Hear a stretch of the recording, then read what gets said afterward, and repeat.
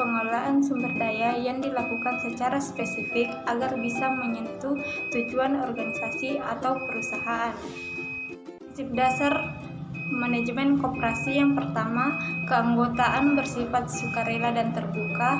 Kemudian yang kedua, pengelolaan dilakukan secara demokrasi. Yang ketiga yaitu pembagian SHU dilakukan secara adil.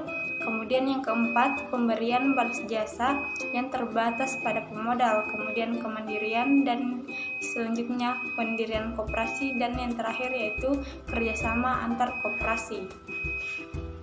Keuntungan manajemen koperasi yang pertama yaitu sifatnya terbuka untuk semua, mudah dibentuk, demokrasi, distribusi surplus yang adil, tanggung jawab manajemen terbatas, mampu mengelola kredit sendiri.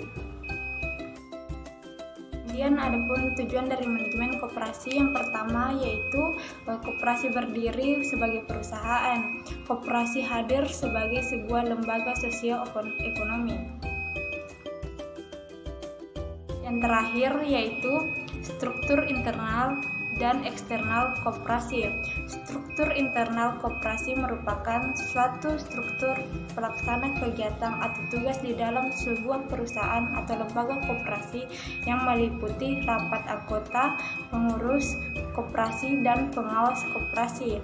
Kemudian struktur eksternal koperasi adalah struktur koperasi berdasarkan jenjang koperasi itu sendiri, yang di dalamnya meliputi koperasi induk, koperasi gabungan, koperasi pusat, koperasi primer, dan anggota koperasi primer itu sendiri.